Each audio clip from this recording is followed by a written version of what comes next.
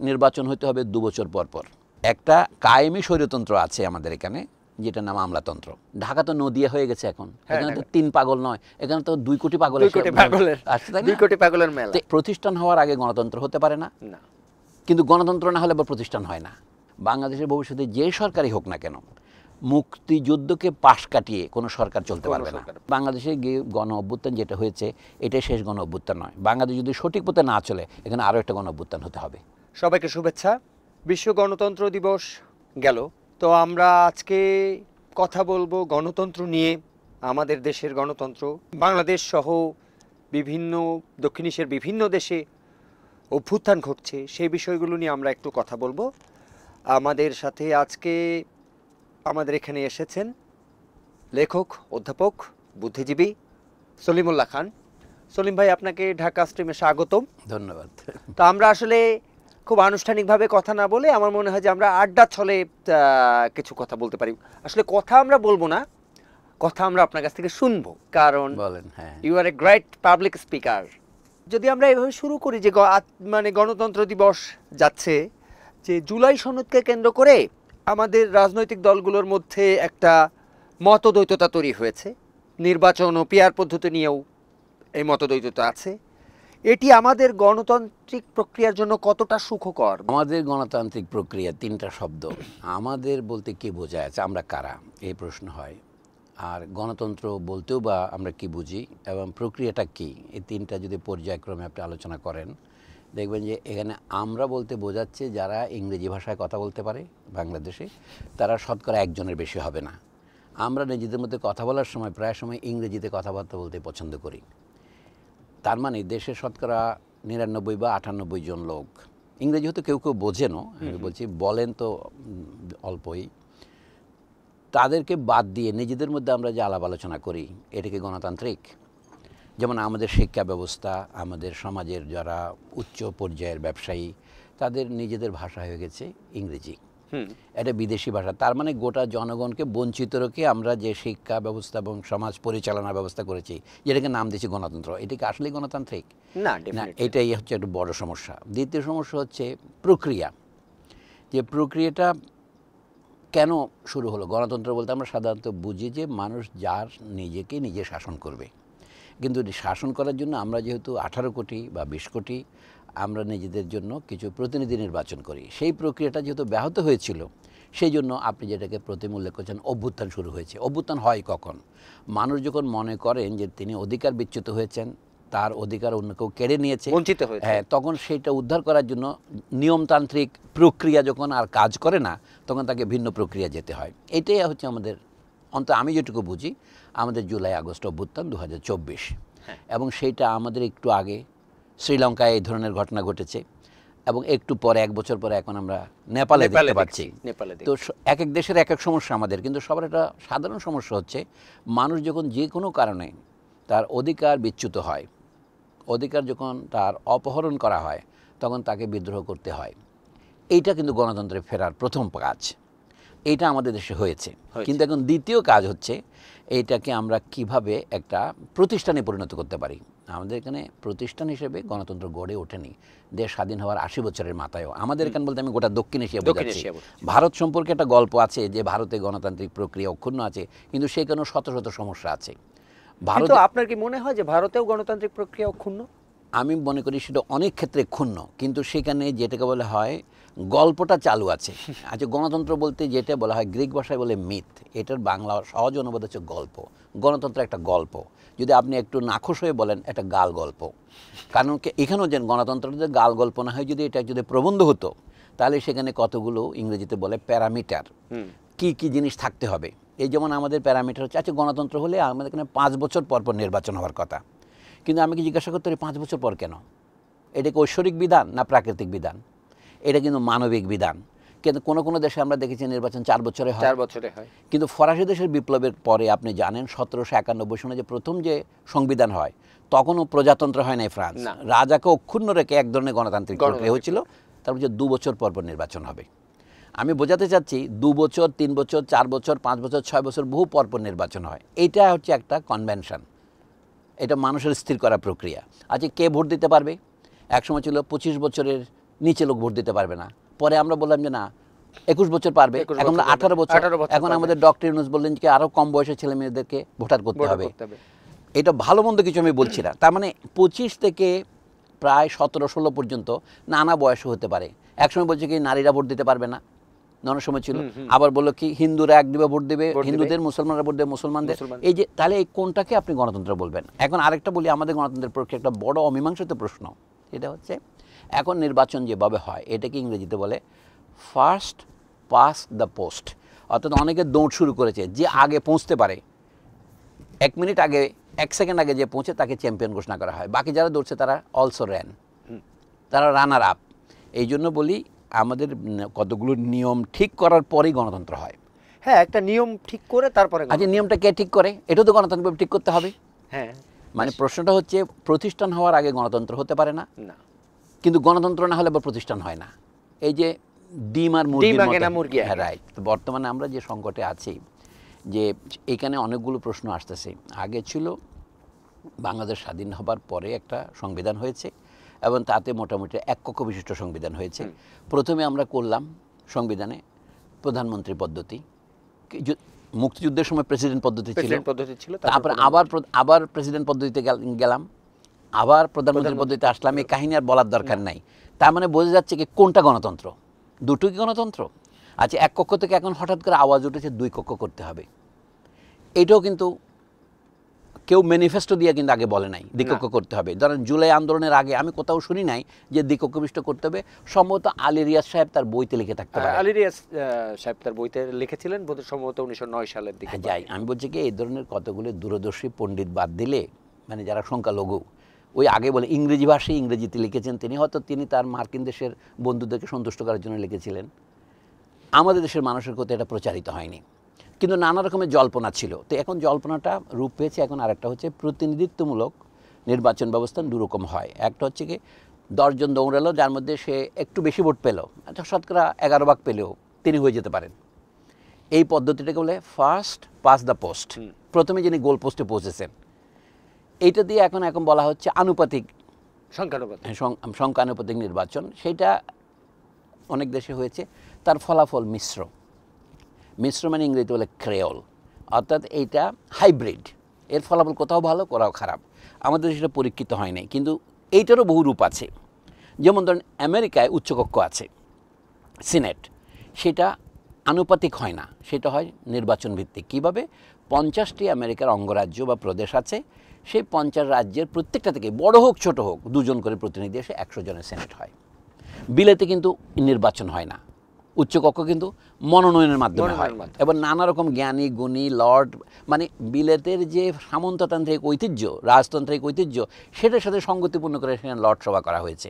সেখানে বিচারপতিদেরকেও লর্ড বলা হয়, আজকে লর্ড জাস্টিস বলে, কাউকে লর্ড বলে। আমি বলছি এই জিনিসটা বাংলাদেশে আমরা যেন এই মায়াটা ছাড়তে পারছি না। এখন মনে হচ্ছে যে মনোনয়নের মাধ্যমে হবে, তো না করে একটা হাইব্রিড পদ্ধতি, কি নিম্নকক্ষে যারা যা ভোট পাবে পার্টি হিসাবে তাদের সেই অনুপাতে ওখানে আসন বর্ণন করতে হবে, কিন্তু কাকে তারা মনোনয়ন করবে এটা কিন্তু পরিষ্কার নয়।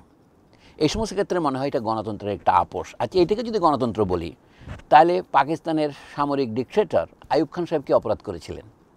কী কারণে আমরা আইয়ুব খানের মৌলিক গণতন্ত্র বা বেসিক ডেমোক্রেসিকে প্রত্যাখ্যান করেছিলাম? কারণ সেখানে তিনি জনসাধারণের ভোটাধিকার সীমিত রেখেছিলেন শুধু ইউনিয়ন পরিষদের যে মেম্বার নির্বাচন পর্যন্ত। তারপরে মেম্বাররা চেয়ারম্যান নির্বাচন করবেন এবং তারা এমপি নির্বাচন করবেন প্রাদেশিক পরিষদে এবং কেন্দ্রীয় পরিষদে, তারা প্রেসিডেন্টকে ভোট দেবেন। এই পদ্ধতিটাকেই উনি বলেছিলেন মৌলিক গণতন্ত্র, অর্থাৎ সাধারণ লোকের প্রেসিডেন্ট নির্বাচন করার ক্ষমতা থাকা উচিত নয়। তো বর্তমানে আমরা সেই পদ্ধতিতে যাওয়ার একটা পথ করছি। এখন অনেকে আন্দোলন করতেছেন, বলবেন যে না, এই যে পিআর পদ্ধতি না হলে দেশের মহাভারত অশুদ্ধ হয়ে যাবে। এটা আমি সঠিক মনে করি না। কেন মনে করেন না? সকলে যদি মনে করেন, আমি হচ্ছে এটা দুই অর্থে মনে করি না। এটাও নির্বাচন ভিত্তিক হতে হবে। সেই নির্বাচন করলে বাংলাদেশের 64 জেলা আছে, প্রত্যেক জেলা থেকে যদি 2 জন করে লোক নেওয়া হয় তাহলে 128 জন নিয়ে একটা সুন্দর উচ্চকক্ষ হতে পারে। কিন্তু আমি কেন মনে করি না, জনগণের প্রত্যক্ষ ভোটাধিকার ছাড়া যে কোনো ধরনের পরোক্ষ নির্বাচন ব্যবস্থা দুর্নীতিপূর্ণ। যেমন এখন আমরা বলছি একটা জনপ্রিয় দাবি হচ্ছে বাংলাদেশের বর্তমান সংবিধানের 70 ধারা, যাতে বলা হয়েছে কোনো পার্টি থেকে নির্বাচিত সদস্য যদি তার পার্টির গুরুত্ব সিদ্ধান্তের বিরুদ্ধে ভোট দেয়, অনেক সময় ব্যাখ্যা আছে যে কোনো সিদ্ধান্তের বিরুদ্ধে ভোট দেয়, তাহলে তার পার্টি সদস্যপদ চলে যাবে। চলে যাবে। চলে গেলে তাকে 6 মাস পরে আবার নির্বাচন করে আসতে হবে ইত্যাদি। এই জিনিসটা আমরা কেন দূর করতে এত, বিশেষ করে এনজিওদের মধ্যে এটা জনপ্রিয় যে 70 অনুচ্ছেদ হচ্ছে একটা বিরাট প্রতিবন্ধক। আমিও স্বীকার করি যে এটা প্রতিবন্ধক বটে, এটা গণতন্ত্রের বিকাশে বাধা দেয়, কারণ পার্টি নেতৃত্বের নিয়ন্ত্রণ এটা যাকে বলা হয় পরিপূর্ণ রাখে, অ্যাবসলিউট রাখে। সেটা যদি বাদ দিতে হয় তাহলে এখন আপনি যে মনোনয়ন দিবেন উচ্চকক্ষে, সেটা কী ভিত্তিতে দিবেন? এটা তো পার্টি নেতৃত্বের ক্ষমতাকে কমাবে না বাড়াবে? আমি যতটুকু জানি তাতে বাড়াবে। সেই জন্য এটা আমি বিরোধিতা করি। দ্বিতীয় বিরোধিতা করি যে এইটা দেশে যে আরেকটা সমস্যা আছে তার কেউ আলোচনা করছে না, আমি অবাক হচ্ছি। এটা বাংলাদেশে উন্নয়নের বৈষম্য শুধু শ্রেণীতে নয়, অঞ্চলে অঞ্চলেও আছে। যেমন যেমন উত্তরবঙ্গ আর দক্ষিণবঙ্গের উন্নয়নের মধ্যে অনেক পার্থক্য আছে। চট্টগ্রাম আর পঞ্চগড় একরকম নয়, এটা আপনি বুঝতে পারবেন। রাজশাহীতে দিন মজুরি কত, চট্টগ্রামে দিন মজুরি কত। আপনার তো গ্লোবালাইজেশনের যুগ, বলে না মজুরি তো সারা পৃথিবীতে সমান হওয়া উচিত। যেহেতু শ্রমিক এখান থেকে যদি ওখানে যেতে পারে, যেখানে মজুরি বেশি শ্রমিক সেখানে চলে যাবে, আপনি যেতে পারছেন না, আপনার ভিসা প্রথা আছে। বাংলাদেশের ভিতরে হয়তো ভিসা প্রথা নাই, তারপরেও রাজশাহীর মজুরি আর চট্টগ্রামের মজুরি কিন্তু 2 গুণ বেশ কম। তাহলে তো এখানেও গণতন্ত্র নাই। হ্যাঁ, নাই কারণ কি? উন্নয়ন রাজশাহীতে কম চট্টগ্রামের তুলনায়।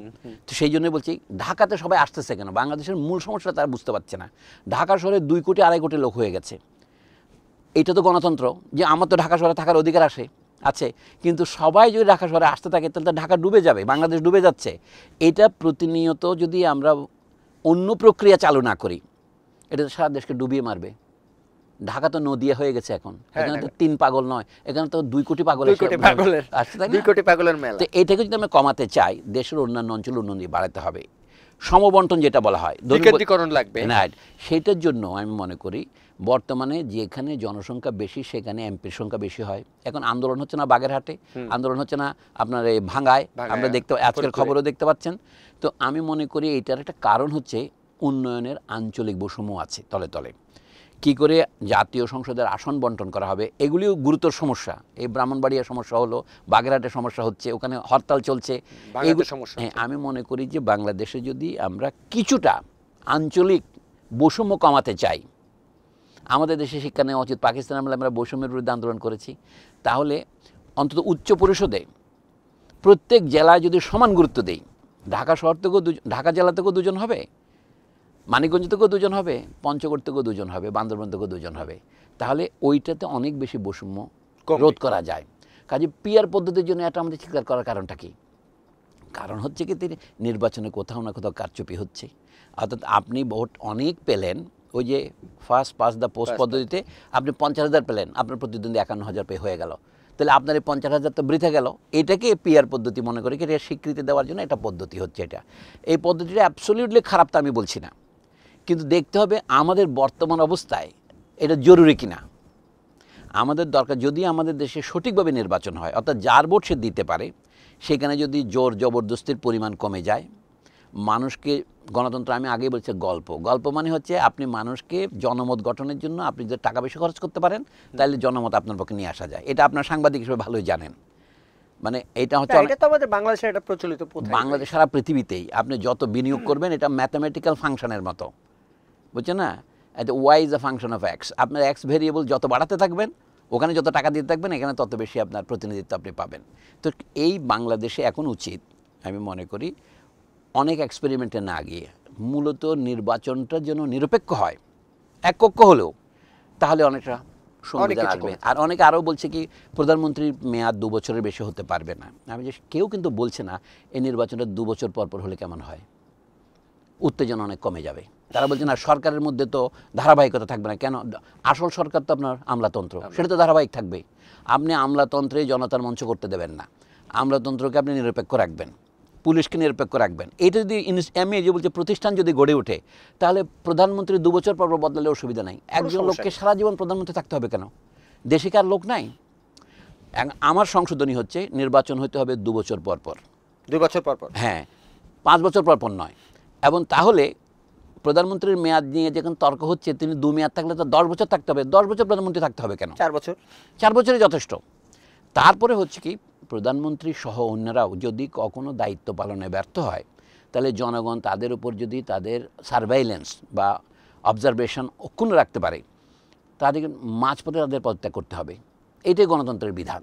মানে এটাকে আপনি সার্ভেলেন্স বা অবজারভেশন যেটা বলছেন, জনগণ অনাস্থার জনাদের অনাস্থা প্রকাশের কতগুলি পদ্ধতি আছে। এখন তো অনাস্থা প্রকাশ করতে দিচ্ছে না ৭০ ধারা দিয়ে। আমার পার্টির মেম্বারও আমার বিরুদ্ধে ভোট দিতে পারবে। অনেকে বলছে না ও পাকিস্তান বলে হর্স ট্রেডিং হয়েছে, ঘোড়া বেচা কেনা হয়েছে।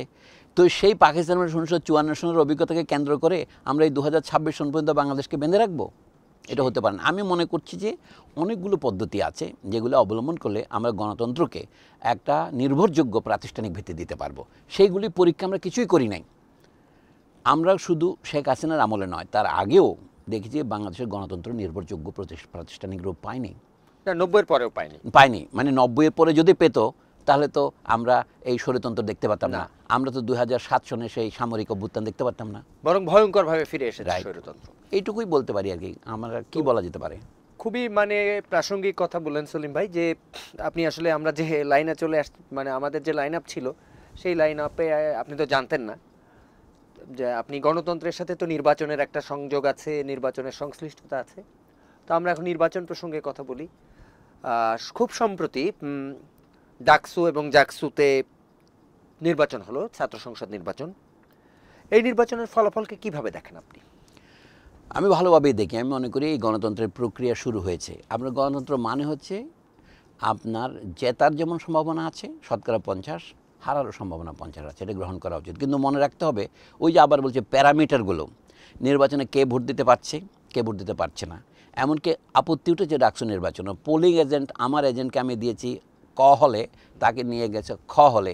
এগুলো কিন্তু ব্যত্যয়। কিন্তু এই ব্যত্যয়গুলো নির্বাচনকে আপনার বলে ক্ষতিগ্রস্ত করে, গণতান্ত্রিক প্রক্রিয়াকে প্রশ্নবিদ্ধ করে। এইগুলি কমিয়ে বর্তমান নির্বাচন সম্পর্কে যে আমরা বুঝছি, এখানে যারা জেতার কথা তারা জিতেছে ধরেন, কিন্তু 1 বছর পর আবার ভোট হবে। হ্যাঁ, ভোট হবে। তাহলে এইটার সাথে যদি প্রক্রিয়াটাকে জারি রাখি, রাইট। আমি যে 1 বছরের জন্য যদি আপনি যাকে ভোটে দাঁড়াতে দিয়েছেন আপনি, অর্থাৎ তার ন্যূনতম শর্ত সে পূরণ করেছে, মানে সেটা তার দেশপ্রেমের শর্ত হোক, অথবা তার যোগ্যতার শর্ত হোক, অথবা তার সততার শর্ত হোক, তো জনগণের সামনে আপনি গিয়েছেন। আপনার যদি হারার সম্ভাবনা না থাকতো তাহলে তো আপনি নির্বাচনে যেতেন না, তাই না? আমি সেই জন্য মনে করি জাকসু নির্বাচন বা চাকসু নির্বাচন বা রাকসু নির্বাচন হবে, ভবিষ্যৎ রাকসুতে সবগুলিতেও যদি একটি দল জেতে, এটা মনে করে না যে তারা জাতীয় নির্বাচনে জিতবে। আমি পুরনো উদাহরণ দিই আপনাদের। বাংলাদেশ স্বাধীন কেন মনে করে না? আমি বলি বাংলাদেশ স্বাধীন হওয়ার পর 1973 সনে ডাকসু নির্বাচন হয়েছিল। তখন শাসক দল ছিল আওয়ামী লীগ, তখনও বাকশাল হয়নি। তখন সকলে জানে মুজাহিদুল ইসলাম সেলিম তখন দাঁড়িয়েছিলেন। তিনি জানেন যে কি করে ভোটের বাক্স ছিনতাই হয়েছিল রোকেয়া হল থেকে পর্যন্ত। আখতারুজ্জামান সাহেব, না, ওইটা ছিল আফতাবউদ্দিন সাহেবের আমলে। হ্যাঁ, মানে আমাদের মুজাহিদুল ইসলাম সেলিমও বলেছেন এটা, যে ডাকসুতে কি করে বাক্স ছিনতাই হয়েছিল।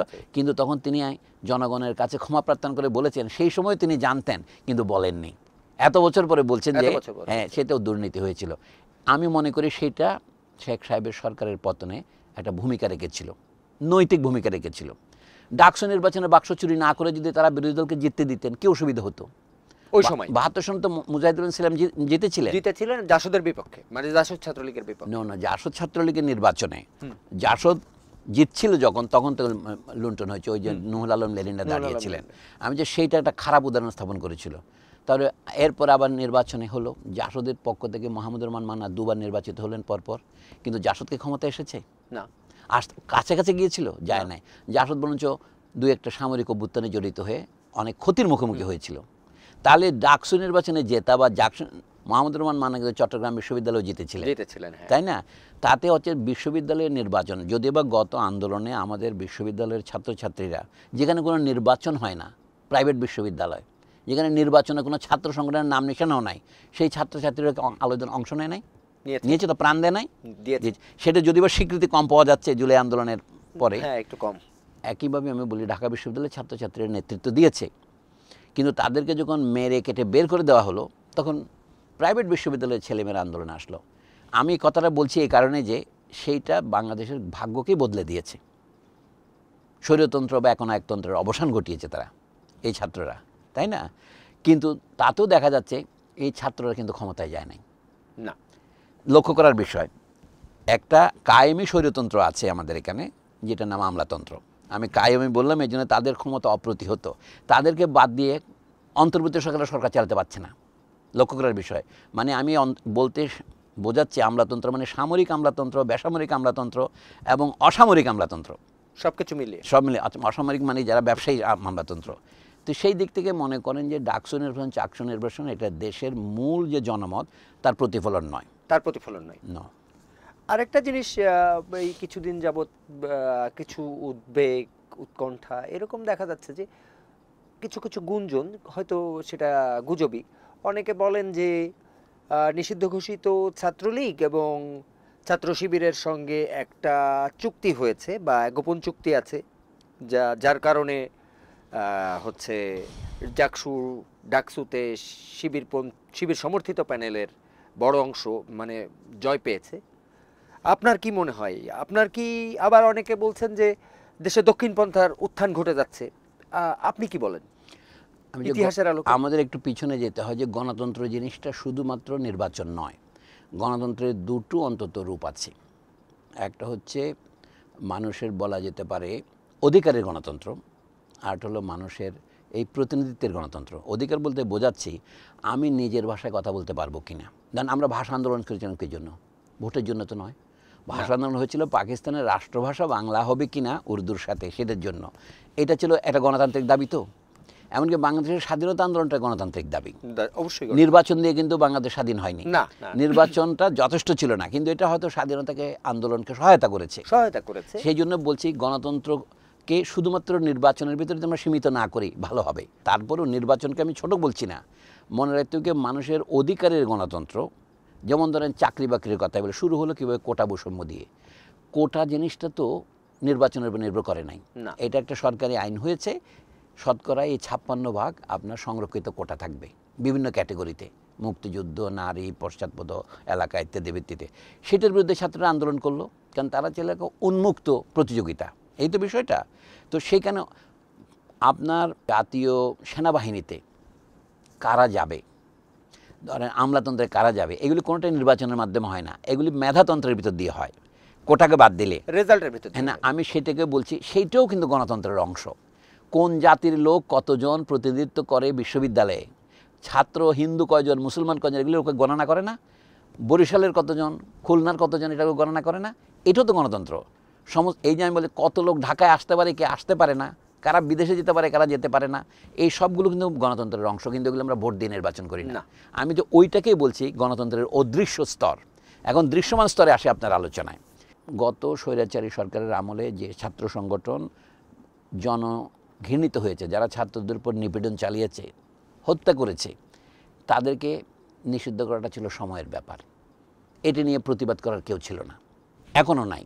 সুতরাং কিন্তু তাদের বিশাল যে অংশ, তারা তো দেশের মধ্যে আছে, সংগঠনও নিষিদ্ধ হয়েছে, মানুষ বলতে নিষিদ্ধ, তাদের বিচারও তো হয় নাই, তাই না? এটা আশ্চর্য ব্যাপার। এটা অন্তর্বর্তী সরকারের চরম দুর্বলতার একটা, যে তারা বিচারের মুখোমুখি কাউকে করতে পারেনি, এবং বিচারের প্রক্রিয়াটাও আসলে আমরা রাইট। তো সেই জন্যই তারা তো সক্রিয় হবে। এবং সম্প্রতি যারা গত বছরের জুলাই আগস্ট আন্দোলনের নেতৃত্ব দিয়েছিলেন, তাদের মধ্যে বিভাজন স্পষ্ট হচ্ছে।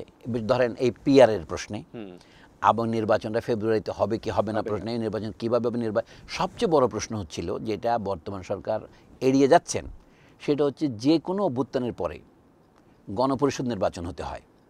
এটা কোন কোন দল সমর্থন করছে আমি তাদের নাম বলছি না। আমি নিজেও মনে করি গণপরিষদ নির্বাচন না হওয়া হচ্ছে আমাদের প্রথম ভুল। ধরুন এখন নেপালের ঘটনার সাথে সাথে কারকি, যিনি এখন নতুন প্রধানমন্ত্রী হয়েছেন, তিনি প্রথমে বললেন আমি 6 মাসের মধ্যে নির্বাচন দেবো, 6 মাস পরে চলে যাব। তিনি যাবেন কিনা সেটা বড় ব্যাপার নয়, কিন্তু উনি যে ঘোষণাটা, রাইট। এবং এই কথাগুলোকে বৈধ করার জন্য জনগণের কাছে যাওয়া দরকার। জনগণের যাওয়ার দুটো পথ আছে। আপনি কেন বলছেন গণপরিষদ নির্বাচনের কথা? অবশ্যই আপনি যে সিদ্ধান্তটা দিচ্ছেন, এটা তো গণপরিষদের কাছ থেকে আসতে হবে। আপনি কে? আপনি তো নির্বাচিত নন। গণপরিষদটা কিভাবে গঠিত হবে? অর্থাৎ যারা আন্দোলন করেছে তারাই তো গণপরিষদ। যারা আন্দোলন করে নাই, যাদেরকে আমি ডেকে এনেছি বিশেষজ্ঞ হিসেবে, মানে তারা তো আমাদের ওই আন্দোলনেরই কর্মচারী, আন্দোলনের প্রতিনিধি, তাই না?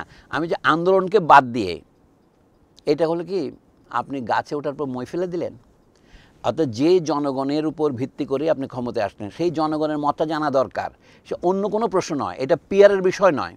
গণপরিষদ গঠন করা হবে, আমাদের পিয়ার থাকবে কি থাকবে না এটা নির্ধারণ করবে যে পরিষদ, তাকেই বলে গণপরিষদ। আপনি আগের থেকেই দ্বিকক্ষ বিশিষ্ট এই সিদ্ধান্ত আপনি কি করে নেবেন? এটা তো অন্তর্বর্তী সরকারের কাজ নয়, এটা গণপরিষদের কাজ। আপনি যুক্তি দিয়ে চিন্তা করে দেখেন।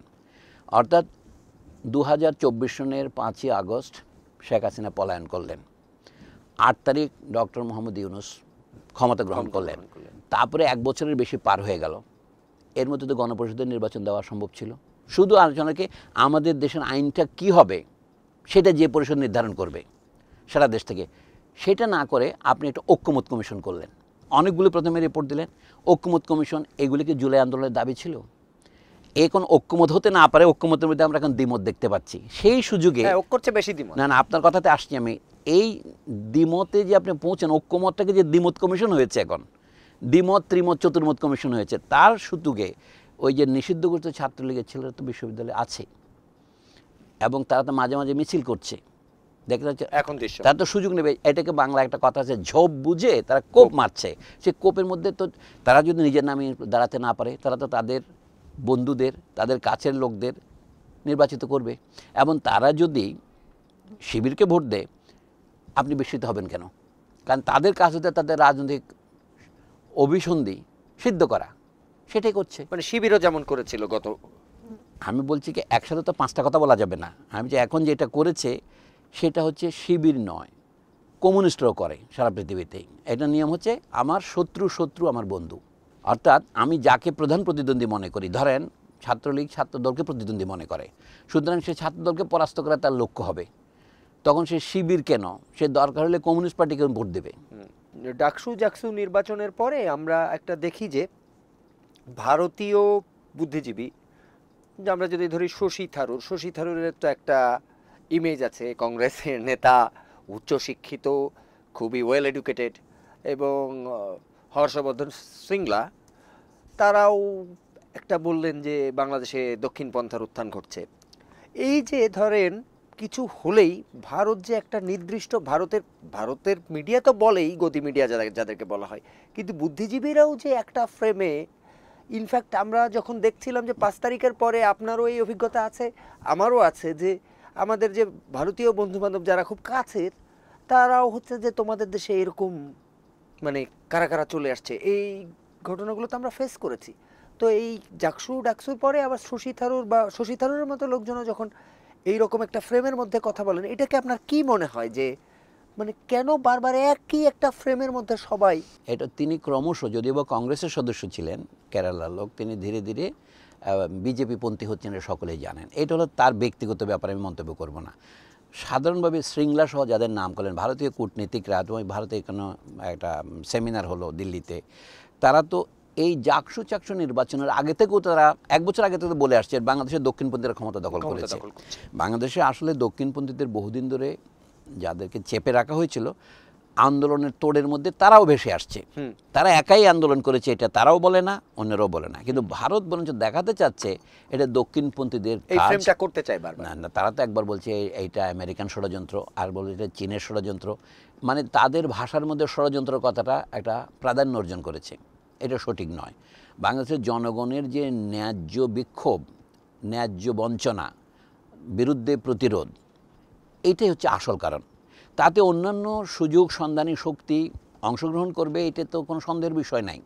যা হোক, নির্বাচনে প্রমাণ হলো ছাত্র তরুণ যাদের জন্ম 2000 সনের আশপাশে, যারা এখন ভোট দিচ্ছে বেশিরভাগ, যাদেরকে আপনারা আমেরিকান ভাষায় জেন জি বলেন, সর্বশেষ পুরুষ, এই সর্বশেষ পুরুষের লোকেরা দেখা যাচ্ছে 1971-এর মুক্তিযোদ্ধারা দেখেনি। যেমন ধরেন আমরা যারা 1947 সনের পাকিস্তানের সংগ্রাম দেখিনি, 71 সনের মুক্তিযুদ্ধে আমরা লড়াই করেছি। যদিও বা বাংলাদেশের জনগণ সত্যের খাতিরে স্বীকার করতে হবে 1947 সনের সমান উৎসাহের সাথে স্বাধীনতা সংগ্রামে অংশগ্রহণ করেছিল এই ঢাকা বিশ্ববিদ্যালয়ের ছাত্ররাই। এটা এখন আমরা ইতিহাস থেকে মুছে দিয়েছি। ঢাকা বিশ্ববিদ্যালয়ের সলিমুল্লাহ মুসলিম হল ছিল পাকিস্তান আন্দোলনের কেন্দ্র, সেইটা এখন একেবারেই মুছে দেওয়া হয়েছে। বাংলাদেশ আন্দোলনে যারা নেতা হয়েছেন পরে, তারাও কিন্তু পাকিস্তান আন্দোলনের নেতা ছিলেন। কেন আমরা মুছে দিলাম কেন? এইটাই তো বলছি, আমরা তো মুছে দিই নাই, তৎকালীন ইতিহাসকর্তারা। না, আমি বারবার বলছি যে এটা মুছে গেছে যাদের দায়ে, তাদের কথাই তো বলছি। আমি বলছি 1947 সনে যারা আন্দোলনের নেতৃত্ব দিয়েছিলেন, যেমন শেখ মুজিবুর রহমান নিজেই, তিনি তার অসমাপ্ত আত্মজীবনীতে, যেটাকে অনেকে জালিয়াত বলার চেষ্টা করছেন, সেটা সঠিক মনে করি না আমি, সেই বইতে তিনি নিজেই লিখেছেন তিনি পাকিস্তান আন্দোলনের ক্ষুদ্র নেতা ছিলেন, ছাত্র নেতা ছিলেন। এটা সত্য কথা। তিনি গোপালগঞ্জে ছাত্র লীগের যাকে বলা সভাপতি বা সাধারণ সম্পাদক ছিলেন, এবং তখন পরবর্তীকালে তার প্রতিপক্ষ হয়েছেন যিনি, তারা কিন্তু শাহ আজিজ ফর এক্সাম্পল, তিনি ছিলেন তৎকালীন মুসলিম ছাত্রলীগের সাধারণ সম্পাদক। আমি ইতিহাসে মাত্র 20 বছরের মধ্যে কি পরিবর্তনটা হয়েছে সেটা বোঝাচ্ছি। তো এখন বাংলাদেশ হওয়ার পর 55 বছর অনেক পরিবর্তন হয়েছে না? এই নব জেনারেশন যারা 1990-এর পরে জন্মগ্রহণ করেছে, 2000 সনে জন্মগ্রহণ করেছে, তাদের মধ্যে যদি নতুন উপলব্ধি আসে যে বাংলাদেশের স্বৈরতন্ত্র যারা চালু করেছে তারা মুক্তিযুদ্ধটাকে অপব্যবহার করেছে, তাহলে সেই বিদ্রোহকে ন্যায়সঙ্গত বলতে হবে আপনার। কিন্তু এটা মুক্তিযুদ্ধকে নাকচ করা বোঝায় না, বরঞ্চ বোঝায় যে মুক্তিযুদ্ধের অপব্যবহারের বিরুদ্ধে এটা ন্যায়সঙ্গত বিক্ষোভ। সেই কারণে এবং আরও অন্যান্য কারণে আগে যেটা বলেছি, তারা তাদের মনোমতো প্রতিনিধি নির্বাচন করেছে। সেই নির্বাচনকে স্বাগত জানানো ছাড়া আমাদের অন্য কোনো বিকল্প নাই। নেপালে আমরা দেখলাম যে একটা যেটাকে বলা হয় একটা জেনজি বিক্ষোভ হলো এবং কিছুটা বাংলাদেশের মতোই, কিন্তু একটা বিষয় আমরা দেখলাম যে প্রথম দিকে নেপালের জেনজিরা বাংলাদেশে যেমন এই প্রজন্ম ক্ষমতায় গেল, বাংলাদেশের নেপালের জেনজিরা প্রথমে বললো যে আমরা ক্ষমতায় যাব না, পরে আবার সম্প্রতি মানে আজকে কালকের মধ্যে তারা আবার একটা বিক্ষোভ শুরু করেছে। আমরা জানি না পরে কি হবে। আপনার কি মনে হয় যে নেপালের যে তরুণ প্রজন্ম, বাংলাদেশের যে তরুণ প্রজন্ম, এদের মধ্যে কি সিদ্ধান্তগত চিন্তাগত কোনো পার্থক্য দেখেন আপনি? সেখানে সরকার গঠিত হয়েছে, সেখানে ছাত্ররা সিদ্ধান্ত নেয় যে তারা অংশ নেবে না, কিন্তু অনন্যা মানে এই নয় যে সরকারকে তারা সমর্থন করবে না, তাদেরই নির্বাচিত তাদেরই মনোনীত ব্যক্তিকেই করা হয়েছে। এটা হলো 1 নম্বর কথা। 2 নম্বর হচ্ছে নেপালের সমস্যা আর বাংলাদেশের সমস্যা একটা বড় পার্থক্য আছে। আমি সংক্ষেপে বলি, নেপালে ধরুন আমি অনেকগুলো কন্ট্রাডিকশন আছে, যেমন জাতিগত সমস্যা নেপালে যত বেশি বাংলাদেশ অত বেশি নয়। জাতিগত সমস্যা নেপাল বহু জাতির সমন্বয়। নেপালের প্রধান ভাষা নেপালি। যারা বুদ্ধিস্ট তারা মনে করে এটা হিন্দু আধিপত্য প্রতিষ্ঠার একটা হাতিয়ার। নেপালি ভাষায় নেপাল প্রধানত হিন্দু রাষ্ট্র বলা হতো, হিন্দু কিংডম ছিল রাজতন্ত্রের সময়। এখন আরেকটা ভাষা আছে নেপালের, নেওয়ারি ভাষা। তো এই নেওয়ারি ভাষাটা মাইনরিটি এবং ক্রমশ রেডিওর প্রোগ্রামে সমাজের টেক্সট বইতে নেওয়ারি ভাষার ব্যবহার কমিয়ে দেওয়া হচ্ছে। আমাদের দেশে অনেক লোকে এই বিষয়ে ওয়াকিবহাল কিনা আমি জানি না, কিন্তু নেপালি বৌদ্ধরা মনে করেন, আপনি যদি নেপাল তো বৌদ্ধ ধর্মের আবাসভূমি ছিল, কিন্তু সেখানে বৌদ্ধরা এখন সংখ্যালঘু, সেই কারণে তাদের মধ্যে নেওয়ারি এবং নেপালি ভাষাটা দ্বন্দ্ব আছে। আরও বহু দ্বন্দ্ব আছে। নেপালে বহু সংখ্যালঘু জাতি আছেন যাদেরকে বাংলাদেশে ঘৃণা করে উপজাতি বলে। গোটা নেপালই তো উপজাতি সেই অর্থে আর কি। তো সেই জন্য নেপালের এটা হলো 1 নম্বর সমস্যা। নেপাল 8টা প্রদেশে বিভক্ত হচ্ছে এবং কিছুদিন আগে সেখানে ধরেন 10-12 বছর আগে সেখানে রাজতন্ত্রের বিরুদ্ধে বিক্ষোভ হয়েছে। হ্যাঁ, এবং সেইটার পরে গণতান্ত্রিক সরকার হয়েছে, সেখানে কমিউনিস্টরা প্রচণ্ডের দল ক্ষমতায় এসেছে, তারাও কিন্তু বর্তমানে পার্টনার আছে। এবং আরেকটা শিক্ষা আছে বাংলাদেশের নেওয়ার মতো, এই যে তথাকথিত পিআর পদ্ধতি, এটা যে সর্বরোগহর কোনো ঔষধ নয়, নেপাল তা প্রমাণ করেছে। আসল কথা হচ্ছে জনগণকে যদি আপনি নানা জায়গাতে বঞ্চিত করেন তাহলে এই সমস্যা হতে পারে। নেপাল প্রসঙ্গে আরও একটা প্রশ্ন হচ্ছে, নেপাল হচ্ছে চীন এবং ভারতের মধ্যে একটা জায়গা বলা যায় বাফার স্টেট, এটা আরেকটা সমস্যা আছে। কিন্তু তারপরে আমি মনে করি নেপালের জনগণের যে অভ্যুত্থান সেটাকে ভারতের মিডিয়া ভালোভাবে দেখেনি। সবার কথা বলছি না, ভারতের একটা উল্লেখযোগ্য অংশ মিডিয়া এটাকে বারবার বলেছে এটা নেপালের রাজতন্ত্র পুনরুদ্ধারের সংগ্রাম, কিন্তু এটা নয়। বাংলাদেশেও এখন ধরেন অন্তর্বর্তী সরকারের বিরুদ্ধে অনেক রকমের আন্দোলন হতে পারে এবং তার মধ্যে একটা অংশ থাকবে রাজতন্ত্র পুনরুদ্ধারের চেষ্টা করবে। এমনকি ইরানে এত বছর পরেও রাজতন্ত্র পুনরুদ্ধারের জন্য পুরনো রাজার ছেলে এসে গত আক্রমণের সময় আহ্বান জানানো না, বর্তমান সরকারের বিরুদ্ধে বিদ্রোহ করো এবং রাজতন্ত্র পুনঃপ্রতিষ্ঠা করো। এটা হতে ফরাসি বিপ্লবের সময় বহু বছর রাজতন্ত্র পুনরুদ্ধার হয়েছে। নেপোলিয়নের পরে 1815 সনে অর্থাৎ মূল বিপ্লবের প্রায় 25 বছর পরে রাজতন্ত্রের পুনরুদ্ধার হয়েছিল, কিন্তু 15 বছর পরে আবার রাজতন্ত্রের পুনরুদ্ধার হয়েছিল। তার 15-20 বছর পরে রাজতন্ত্র শেষ হলো। এরপরে নেপোলিয়নের ভাতিজা 3 বছর তিনি আবার রাজতন্ত্র প্রতিষ্ঠা করলেন। তাহলে এই যে দ্বন্দ্বটা বাংলাদেশে এটা থাকতে পারে। আপনি যদি আবার মনে করেন, আমি কায়মনোবাক্যে প্রার্থনা করি বাংলাদেশে সেটা না হোক, কিন্তু আপনি বিস্মিত হবেন না আবার যদি পুরনো স্বৈরতন্ত্র ফিরে আসে, সেটা হবে বাংলাদেশের জন্য বড় দুর্দিন। আমার ভয় হচ্ছে আমরা সেই দুর্দিনের দিকে বোধহয় দুর্দান্ত বেগে এগিয়ে যাচ্ছি। কেন আপনার এরকম মনে হচ্ছে? এই যে বর্তমানে যে নৈরাজ্য শুরু হয়েছে, অর্থাৎ এই যে পিআর পদ্ধতি নির্বাচন নিয়ে অথবা নির্বাচনের বিভিন্ন কৌশল নিয়ে যে সমস্ত এখন কথাবার্তা শোনা যাচ্ছে, এই যে কথায় কথায় অবরোধ, কথায় কথায় যে নৈরাজ্য দেখা যাচ্ছে, এটা যদি হয় তাহলে বাংলাদেশে এক ধরনের প্রতিক্রিয়াশীল বা প্রতিবিপ্লবী অভ্যুত্থান হতে পারে। এটা অসম্ভব কিছু নয়, সেইটা হবে দুর্ভাগ্যজনক। আমি এই জন্য বললাম যে ফরাসি বিপ্লবের পরও যে দেশে এত রক্তপাত হয়েছে, এত রাজার মাথা কাটা হয়েছে, বাংলাদেশে কোনো বিচারই হয়নি। বাংলাদেশের প্রকারান্তরে যারা স্বৈরতান্ত্রিক রাজত্ব করেছেন তাদের তো কোনো বিচার শেষ হয়নি, শুরু হয়েছে মাত্র। ফ্রান্সে বিচার হয়েছিল, রাজার মাথা কাটা হয়েছিল, রানীর মাথা কাটা হয়েছিল, তারপরে সেখানে আবার রাজতন্ত্র পুনরুদ্ধার হয়েছে না। নেপোলিয়ন সে নিজেই সম্রাট বনলেন, তিনি গণতন্ত্রকে হত্যা করলেন। তো বাংলাদেশে এরকম কোনো আবার স্বৈরতন্ত্রের উদ্ভব হওয়াটা কিন্তু বিচিত্র নয়, এবং তার বিরুদ্ধে প্রতিক্রিয়া স্বরূপ ওই পুরনো স্বৈরতন্ত্র ফিরে আসতে পারে। আমি বলছি কি, কোনো কিছুকে আপনাকে এখন হিসাবের বাইরে নেওয়া চলবে না। তবে আমার বিশ্বাস, যে দুর্নীতি এবং দুঃশাসনের রেকর্ড আমাদের আছে, জনগণের স্মৃতিতে যদি এটা মুছে না যায় তাহলে স্বৈরতন্ত্র ফিরে আসবে না। কিন্তু স্বৈরতন্ত্রকে ফিরিয়ে আনার জন্যে যদি বর্তমানে যারা দায়িত্ব পালন করছেন তারা যদি সক্রিয় হয়ে ওঠেন ফিরিয়ে করার জন্য, তো ফিরে আসতেই পারে। এবং হয়তো তিনি পুরনো স্বৈরতন্ত্রের যিনি নেত্রী ছিলেন তিনি আসবেন না, তার চেয়ে জঘন্য কেউ আসবেন। এইরকম একটা গুঞ্জন তো চলছেই যে এক ধরনের পুরনো স্বৈরতন্ত্রের আগের মুখগুলোকে একটু আড়াল করে নতুন এক ধরনের আমি sober মুখ। অনুমান ভিত্তিতে বলতে চাই না, আমি যে নেপালের কথা বলছি, নেপাল সম্পর্কে ভারতের মিডিয়ার একটা উল্লেখযোগ্য অংশ বলেছে, ওই যে বাংলায় বলেন আমরা ন্যাপো কিটস বলে একটা কথা বেরোতে পারছে না, বাংলায় বলে ন্যাপোয় মারে দই, বুঝতে পারছেন? এই যে ন্যাপোয় মারে দই, ভারতীয়রা দই মারতে চাচ্ছে, তারা বলছে যাচ্ছে নেপালের রাজতন্ত্র পুনরুদ্ধারের সংগ্রাম হয়েছে। আমি এটা নেপালের রাজতন্ত্র পুনরুদ্ধারের সংগ্রাম নয়, এটা হচ্ছে নেপালে যে গণতন্ত্রের নামে যে স্বৈরতন্ত্র, এটার বিরুদ্ধে এটা বিক্ষোভ।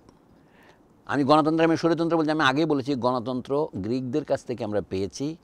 এটা এমন একটা তৈরি করা একটা নাস্তার প্লেট নয়, এটা একটা গল্প।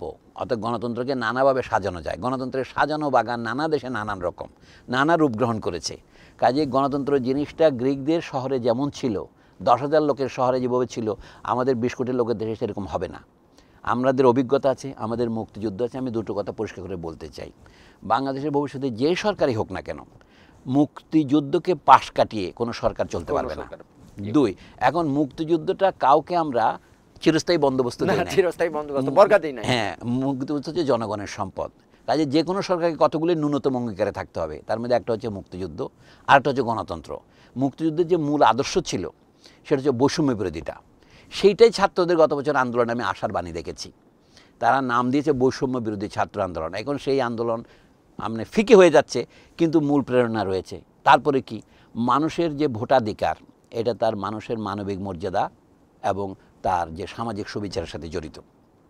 কাজে সাম্য, মানবিক মর্যাদা এবং সামাজিক সুবিচারের আদর্শ যেটা মুক্তিযুদ্ধ ঊর্ধ্বে তুলে ধরেছিল, সেটি থেকে বিচ্যুতির কারণেই আমি বলছি কিনা আমাদের এই সমস্ত দুর্গতি, এই স্বৈরাচার, এই সামরিক শাসন এবং এই ফ্যাসিবাদ। তো তার বিরুদ্ধে মানুষের যে সংগ্রাম, সেটা আমার পক্ষে দায়িত্ব হচ্ছে নিরাশ না হওয়া। হতাশ হওয়া তো চলে না, কিন্তু আমাদের আশা এবং নিরাশার মধ্যে একটা দোলাচল চলছে। আমি আপনার কাছে বিজ্ঞাপন দিয়ে বলতে পারবো না যে আমি সম্পূর্ণ আশায় একেবারে বসতি করছি। মাঝে মাঝে নিরাশার মুহূর্ত আসছে, মাঝে মাঝে আশায় বসতি স্থাপন করছি। অনেক কথা তো হলো রাজনীতি, গণতন্ত্র, পার্শ্ববর্তী দক্ষিণ এশিয়ার অবস্থান, বাংলাদেশের অবস্থান। তো আমরা আসলে এই যে আমাদের রাষ্ট্র, আমাদের জাতিরাষ্ট্র আজকে 55 বছর গেল, বাংলাদেশের মানুষ আসলে গণতন্ত্রের জন্য বারবার রক্ত দিয়েছেন, বারবার অভ্যুত্থান হয়েছেন। এবং খুবই একটা বিস্ময়কর ব্যাপার হচ্ছে যে বাংলাদেশের মানুষ বারবার যে আমাদের অভ্যুত্থানগুলো হয়, একটা ব্রাঞ্চ অফ পিপল, একদল মানুষ যে করেন। কলকাতায় কিন্তু জিনিসটা এক মানুষ করে, রামমোহন, বিদ্যাসাগর, মানে তাদের যে সংস্কারগুলো, আমরা যদি ইতিহাসের দিকে তাকাই, বাংলাদেশের মানুষ হচ্ছে কালেকটিভ আমরা দেখি। কিন্তু আমরা এই গণতন্ত্রের উত্তরণের পথ, আমরা তো অনেক বিষয় নিয়ে কথা বললাম, সামনে আমরা কিভাবে যেতে পারি বা আগ বাড়তে পারি? এই যে রামমোহন বা বিদ্যাসাগর বলেন, ওরা রাজনীতিবিদ ছিলেন না। ওনাদের সময় ওরা ছিল একটা পরাধীন দেশে, ওরা সমাজ সংস্কার করেছেন, তাও সীমিত ছিল তাদের উচ্চ বর্ণের মধ্যে। এমনকি তারা মুসলিমকে স্পর্শ করেন নাই, এবং তাদের যে দলিত হিন্দু তাদের স্পর্শ করেন নাই। তাদের সাথে আমাদের বর্তমান অবস্থার কোনো মিল নাই। আমাদের অবস্থান আমি এক কথায় বলবো, আমাদের এটা মিল আছে ইরানের বিপ্লবের সাথে কিছু পরিমাণে। ইরানের বিপ্লবের বৈশিষ্ট্যটা কি? শাহের বিরুদ্ধে। ইরান বহুবার আন্দোলন করেছে, 1872, 1895, আমি বলছি 1904, 1905, 1919, 1950 থেকে 53 এবং 1978, 79। এই বিপ্লব সবগুলো দেখেছি ইরানের বিপ্লবে প্রাধান্য অর্জন করেছে, গ্রাম নয় শহর। বিশেষ করে 1978, 79 যে বিপ্লব, এটা ছিল শহরের বিপ্লব। এই কথা কেন উল্লেখ করছি আমি? চীন, আলজেরিয়া, কিউবা, ভিয়েতনাম সমস্ত বিপ্লব ছিল কৃষক শ্রেণীর বিপ্লব, যেটাকে আমরা গ্রাম থেকে শহর ঘেরাও করার আন্দোলন। কিন্তু ইরানের বিপ্লব ছিল শহর থেকে। বাংলাদেশের আন্দোলনও কিন্তু শহর কেন্দ্রিক। এই যে আপনি একটা বাঞ্চ অফ পিপল বললেন না, বাংলাদেশের এই আন্দোলনটা সম্পূর্ণ নগর ভিত্তিক। 1990-91 যে আন্দোলন হয়েছিল, বদরুদ্দীন উমর সাহেব সেটার নাম দিয়েছিলেন নাগরিক গণঅভ্যুত্থান। এবারেরটাও আরও বেশি নাগরিক গণঅভ্যুত্থান, কিন্তু এটার মাত্রা অনেক ছড়িয়ে পড়েছে। এর কারণ হচ্ছে 1990-এ ঢাকা শহরের লোক ছিল 1 কোটির কম, এখন হচ্ছে 2 কোটির বেশি। স্বাভাবিকভাবেই ছাত্র সংখ্যা বেড়েছে, প্রাইভেট বিশ্ববিদ্যালয় বেড়েছে, মাত্রার দিক থেকে পরিবর্তন হয়েছে। আমি গুণগতভাবেও বলছি, আগে আমাদের বিশেষ করে চীনাপন্থী বাম যাদের আমরা বলতাম, তারা বলছে গ্রাম থেকে শহর ঘেরাও করার যে রাজনীতি, সেটা কিন্তু ঘেরাও হয়েছে জনগণের মুভমেন্টের মধ্য দিয়ে। মানুষ গ্রাম থেকে শহরে চলে এসেছে, কিন্তু আন্দোলনটা শহর থেকে গ্রামের দিকে গিয়েছে। আপনাকে এটা বুঝতে হবে। বাংলাদেশে আরও একটা সমস্যা আছে, যা নেপালের সাথে তুলনা করা যেত। বাংলাদেশের যারা অবাঙালি জনগোষ্ঠী, তাদের অংশগ্রহণটা শহরে যারা আছে তারা অংশগ্রহণ করেছে, কিন্তু খুব গ্রামাঞ্চলে এই আন্দোলন অত বেশি ছড়িয়ে পড়ে নাই। এটা শহরের আন্দোলনের রেশ হিসাবে ছড়িয়ে পড়েছে। এটা গুরুত্বপূর্ণ বৈশিষ্ট্য বাংলাদেশের। এই জন্য বলছি, ভবিষ্যৎ বাংলাদেশের আলোচনাটা হলে ইরানের বিপ্লব যেমন তার পথ হারিয়েছে, ইরানের বিপ্লবের কোনো মৌলিক সংস্কার হয়নি। যে আন্দোলন অনেক আশা জাগিয়েছিল, কারণ ঘৃণিত শাহকে উৎখাত করাটা ছিল একটা বিরাট অর্জন, কিন্তু তারপরে আমেরিকানরা বিরোধিতা করায় ইরানের বিপ্লব ক্রমশ একটা ঘেরাটোপের দিকে গিয়েছে, যেটাকে বলা হচ্ছে ইসলামিক রিপাবলিক হয়েছে। বাংলাদেশেও সেই বিপদ কিন্তু আছে। এটা হচ্ছে বাংলাদেশকে এই পথে ঠেলে দেওয়ার চেষ্টা করবে ভারত আমাদের পাশে, এবং সেইখান থেকে সন্তর্পণে বাংলাদেশকে তার ঐতিহ্যবাহী মুক্তিযুদ্ধের পথে, গণতন্ত্রের পথে, এবং আমি বলবো, যদি অনেকে শব্দটা পছন্দ নাও করেন, সেগুলোকে ধর্মীয় সম্প্রীতির পথে, বাংলাদেশকে অক্ষুণ্ণ পথে যদি রাখতে চাই আমরা, তাহলে আমাদের এই বিষয়ে হুঁশিয়ার থাকতে হবে। মানে ইরানের বিপ্লব থেকে 2টা শিক্ষা নেওয়ার আমাদের আছে। প্রথম শিক্ষা হচ্ছে স্বৈরতন্ত্রকে কীভাবে উৎখাত করতে হয়। ইরানে কমপক্ষে 30-35 হাজার লোক প্রাণ দিয়েছে 1978 সনে শাহের বাহিনীর গুলিতে, অধিকাংশ শহরে। তারপরে ইরানে আরেকটা ঘটনা ঘটছে, যেটা আমাদের এখানে ঘটে নাই। 6 মাস ধরে ইরানের শ্রমিকেরা অনবরত সাধারণ ধর্মঘটে গিয়েছে, বিশেষ করে তেলক্ষেত্রের শ্রমিকেরা, এবং শেষ পর্যন্ত সেনাবাহিনীর সমর্থন তারা পেয়েছে। বিমান বাহিনীর নিম্নমানের অফিসাররা প্রথমে বিদ্রোহ করে, তারা F-5 বিমানের সাবোটাজ শুরু করে এবং তারা চলে আসে তাবরিজ শহর থেকে মিছিল করে। তখন তারাই ইরানের বিপ্লবে এক করতে বলতে জনগণের কাতারে সামিল হয়। এইটাই হচ্ছে আরবান রেভলিউশনের একটা বৈশিষ্ট্য। রুশ বিপ্লবও তো আমরা দেখেছিলাম, কিন্তু চীনের বিপ্লবে সেটা আমরা দেখি নাই, সেখানে গৃহযুদ্ধ হয়েছে। তাই আমি মনে করি বাংলাদেশে গণ অভ্যুত্থান যেটা হয়েছে, এটাই শেষ গণ অভ্যুত্থান নয়। বাংলাদেশ যদি সঠিক পথে না চলে, এখানে আরও একটা গণ অভ্যুত্থান হতে হবে, নাহলে সঠিক পথে থাকবে না। সুপ্রিয় দর্শক, আজকে আমরা শেষ করি। আমরা এতক্ষণ সলিমুল্লাহ খানের কথা শুনছিলাম। ইতিহাস, সমসাময়িকতা, রাজনীতি সব কিছু মিলিয়ে তিনি আমাদের আজকে শোনালেন। বাংলাদেশের ইতিহাসের দিকে যেমন চোখ ফেরালেন, তেমন দৃষ্টি রাখলেন ভবিষ্যতের দিকে। মুক্তিযুদ্ধের চেতনা এবং গণতন্ত্র, এই দুটোকে সম্বল করে আমরা এগিয়ে যেতে চাই। আপনাদের সবাইকে ধন্যবাদ।